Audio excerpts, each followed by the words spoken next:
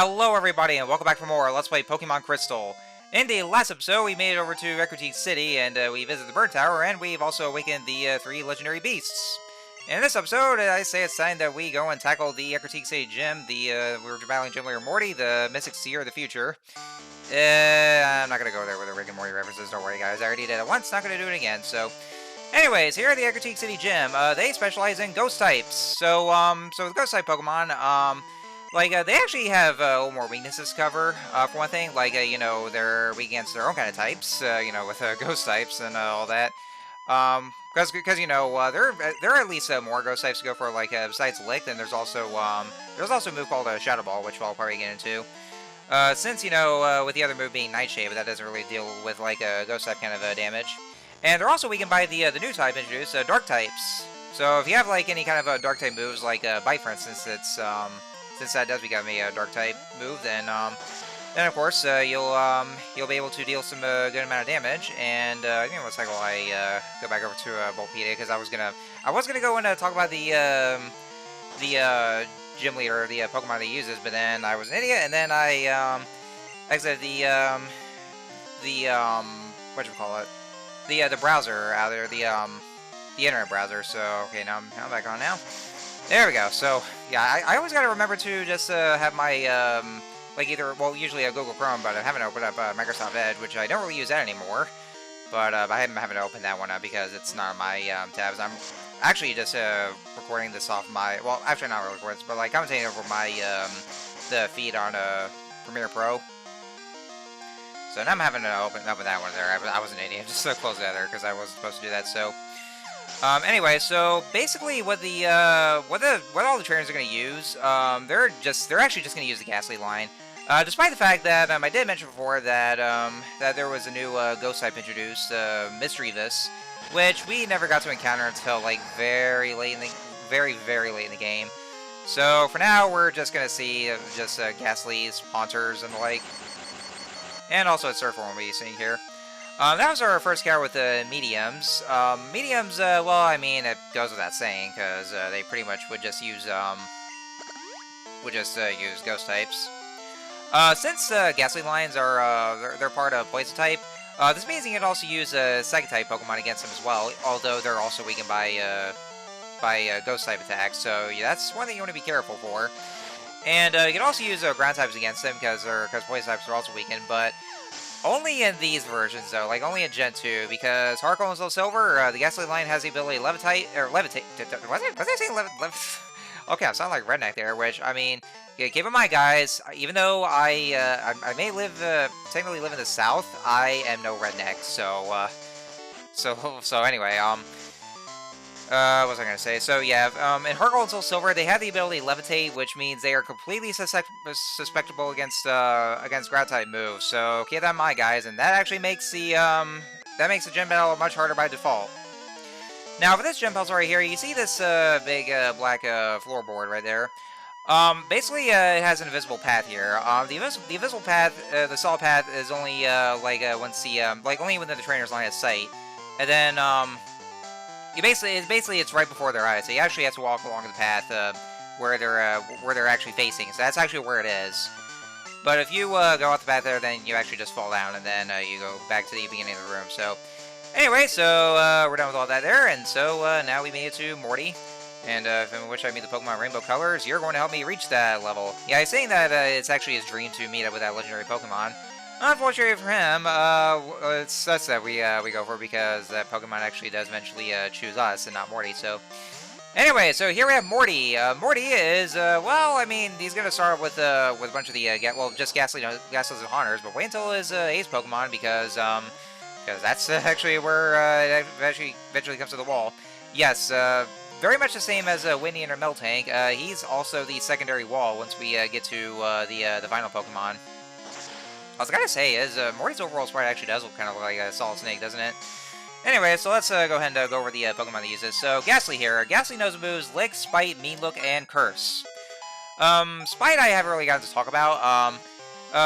What that does is that it basically takes away a quarter of the opponent's power points, or PP. I'm not gonna go into the detail. You guys, grow up. If you're just gonna go and think that, yeah, just think that, you disgusting. Yeah. Anyway. And then next up we have Haunter. Haunter, okay, it's a level 21 Haunter. He has 2 Haunters. So level 21 one knows Hypnosis, Curse, Mimic, and Nightshade. Actually, to talk about Mean Look there, Mean Look actually prevents the opponent from escaping. So it basically prevents the Pokemon from fleeing, and also it prevents the opponent from switching out in trainer battles. So you want to watch out for that one too. Let's see here. You're also going to want to make sure to carry as much Awakenings as you need to. Like, if you don't have any Awakenings, make sure you go to the Pokemon Mart and buy some, because they will try to use Hypnosis on you. Thankfully, though, it does have a pretty low accuracy, so it's not always going to hit, but if it does, then, it'll put your Pokemon to sleep, and so, that way they're, yeah, just make sure you have Awakenings with you, or some, berries to awaken, or to, that awakens your own Pokemon. And next he has the level 23 Haunter, so he's not quite going to use his Ace Pokemon just yet. This Haunter knows the moves Spite, Mean Look, Mimic, and Nightshade. Yeah, pretty much not much different from the other one, except that, just has a couple of the other moves. Nightshade, I did already mention what it does, of course. It doesn't exactly hit like the other ghost types, but, it does, it can hurt quite a bit, though, but, at least with Ghastly and Haunter, they can be a bit of cakewalks there if you have the right moves, though. So it's not exactly too bad, though. Just as long as you have the right moves, and so that would there have like those ground type attacks. All right, so here we go. Now here comes this last Pokemon, Gengar. Now I gotta say, I fucking love Gengar. It is without my favorite ghost type, and that's probably the reason why I caught Ghastly again, because I want a Gengar on my team. I always go for that. However, oh god, fuck having to battle Gengar though, because here's Gengar's moveset here. Knows the moves: Shadow Ball, Mean Look, Hypnosis, and Dream Eater. Gengar will try to use Hypnosis on you, and so after that happens, it'll eventually use a Dream Eater, which will actually just take away your opponent's HP and restores kind of health at the amount that corresponds to the damage that your own Pokemon took. And also Mean Look, that will just prevent your Pokemon from escaping. So, just, yeah, you want to watch out there. And Shadow Ball, oh boy, Shadow Ball fucking hurts. I mean, I also love Shadow Ball itself. It's definitely one of my favorite Ghost type moves. But goddamn, even though Gengar doesn't have a very good, well, its physical attack side isn't really that good though, at least for this gen. And by the time Gen 2, well, from Gens 1 through 3, the Ghost type moves are considered physical moves. So Shadow Ball, like, it may seem like it wouldn't hurt that much, but it still hurts either way. And what it does, oh yeah, since from using Iwata, Gengar's just gonna pretty much spam a Hypnosis. If you actually are battling against either Psychic types or Ghost type itself, then Gengar will actually use Shadow Ball, because the AI for these battles in Gen 2 will actually just adapt to the strategy. And actually just try to hit your Pokemon that it knows that are weak against. Like, it'll just come with its own strategy. But at least in this round, at least this session is actually pretty easy though, because I managed to hit with Dig, and all Gengar was trying to do was use Hypnosis, which has pretty low accuracy. But you want to be careful with Shadow Ball as well, because Shadow Ball does fucking hurt. It has 80 power, and with 100% accuracy, and does have a bit of a chance to lower your Pokemon's special or the opponent's special defense. And, yeah, that's pretty much it. But thankfully, though, like, it wasn't actually too hard for me, though. So I wasn't really hit that much there. So I actually had a pretty easy time against Morty for this recording session. And he also gave us a TM30, I think it was TM30. So now we have access to Shadow Ball, so they're actually just teach it to Nightshade and get rid of Lick, and now Nightshade can be able to hit pretty well. Now, if you're playing Heart Gold and Soul Silver, God help you, because like I said, by the time after Gen 3, that's where abilities are introduced, they all have the ability Levitate. So you can't use ground type attacks against them, you have to rely on either Psychic type attacks, Ghost types, or Dark types. And it gets even more of an obnoxious challenge because of it, especially that fucking Gengar. So yeah, as a matter of fact, let me just look at what the kind of items they have for those games. Oh yeah, Gengar actually does have a Citrus Berry in those games, which actually does heal the HP after it reaches just about halfway. So yeah, so keep that in mind, guys. Yeah, Heart Gold and Soul Silver is somehow much more obnoxious to when battling Morty. So yeah, be careful with that one too. And so with that, we now have 4 gym badges. We got the Fog badge, and so that allows us to use the HM Surf in the overworld. So yeah, like we already got the HM. Well, the HM itself Surf from battling the Komodo girls. But yeah, after getting the Fog badge, then we can be able to use that. And I think it allows for traded Pokemon up to level 50. I think it's level 50 to actually just say, for the traded Pokemon to be able to obey your commands. I never got to mention that whenever you have a Pokemon that's traded over to you, they actually gain an extra amount of experience from the regular amount that your that your own Pokemon receives. So of course, because of that, they can level up faster, but it does tend to get pretty risky because if you don't have enough gym badges, then they will start to disobey you, and they'll just start to realize, you ain't worth shit. And so that's how they just disobey you. Just they become real rebellious little shits because of it. So anyway, yeah, now we have 4 badges down and just 4 more to go. So by that point, we're pretty much just about the second half of Johto. And so now that we're pretty much done with everything at Ecruteak City, then let's go ahead and buy a bunch of stuff. Usually I just go buy for a set amount of the status curing items like antidotes, paralyzed heals, and the like. And then I basically just spend the rest on super potions. And I'm sure you guys are probably yelling at me in the comments, going like, "Why are you spending that much of your Poké dollars? Like, why?" Well, that's usually how I do it. And besides, I'm still gonna get like plenty more Poké dollars anyway, considering that I from the amount of trainer battles that I win against, because you'll be getting a lot of Poké dollars anyway from winning those trainer battles, and probably by a lot, especially since, in my Pokemon playthroughs, I would go and battle every single trainer in the regions. Because, for the sake of, getting my Pokemon enough experience, and, and also for those Poké dollars for that matter, so. Anyway, so let's go ahead over to the west side of Johto, and we're now in Route 38. And then we have this guy here as our first encounter against the another trainer class called the Sailors. Sailors are a returning trainer class from Gen 1.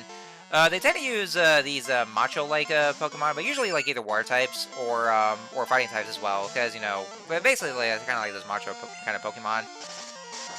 And then we have Whooper right here, so yeah, he's going by Whooper right here, which of course we already countered, but I figured just show off the Sailor here.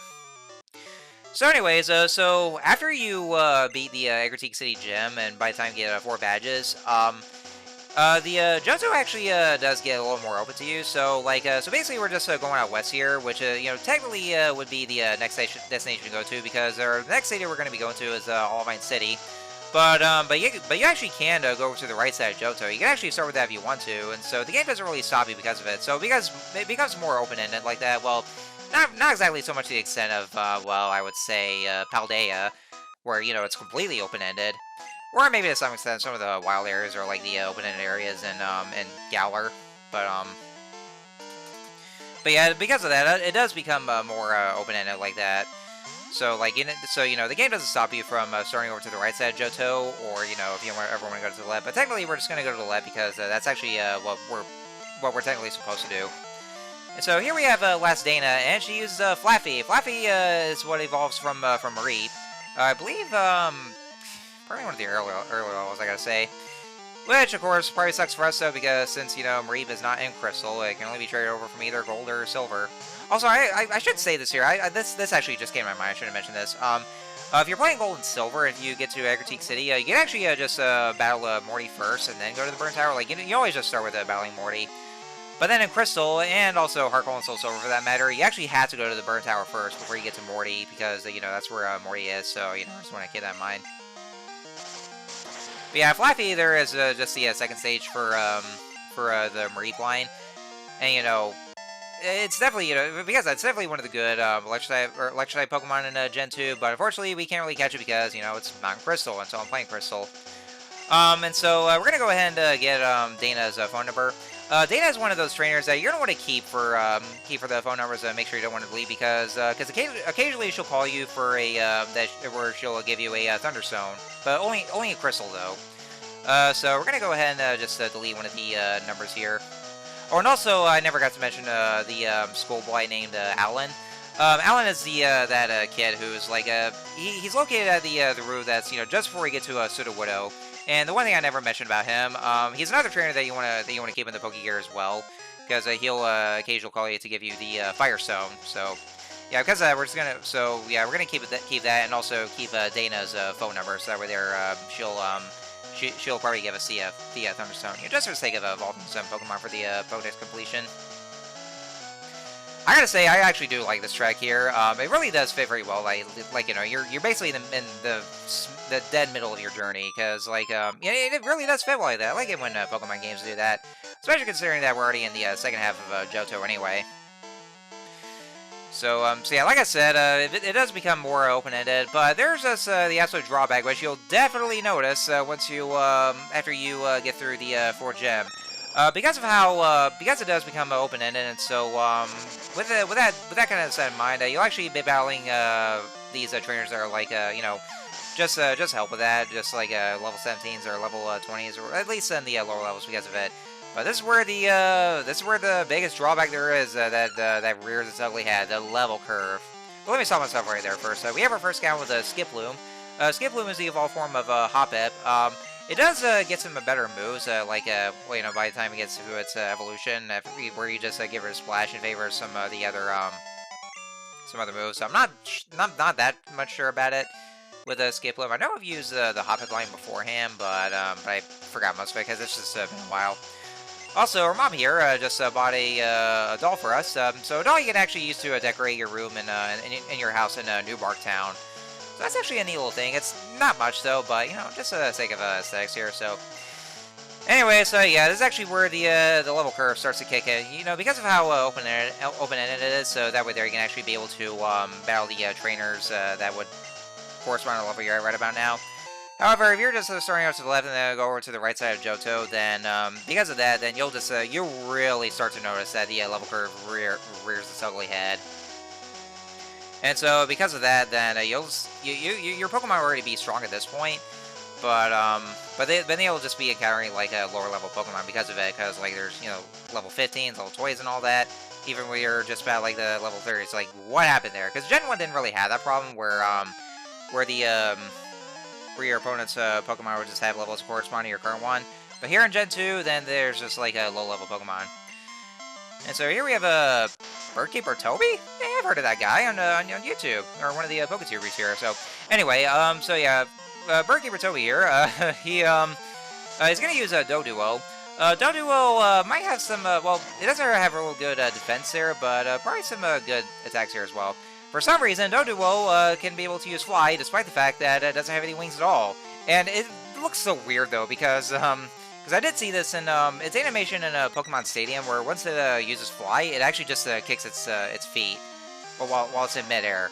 So it's weird, but somehow it's just able to use Fly somehow. I don't even know how this is even possible for the Doduo line. But anyways, so yeah, so you basically just get what I'm saying about this, about the low level curve because of it. And so because of that, your own Pokemon won't really gain as much experience, and that will lead to a lot of grinding. Like once we get to the Elite Four, your Pokemon will just get low level at this point, and then you're going up against these level 40 kind of Pokemon that the Elite Four will use. And so because of that, you're just going to go through a bunch of grinding, and grinding sucks. I never really like grinding. Because, you know, because that's the whole thing about it, is, you know, with Gen 6 and the changes the experience share, it's actually better that way, because that way there I wasn't worried about grinding. Oh, by the way, folks, Daruk is now evolving! Yes! So, yeah, Geodude evolves to level 25, so let's see what's going to be here once it reaches evolution.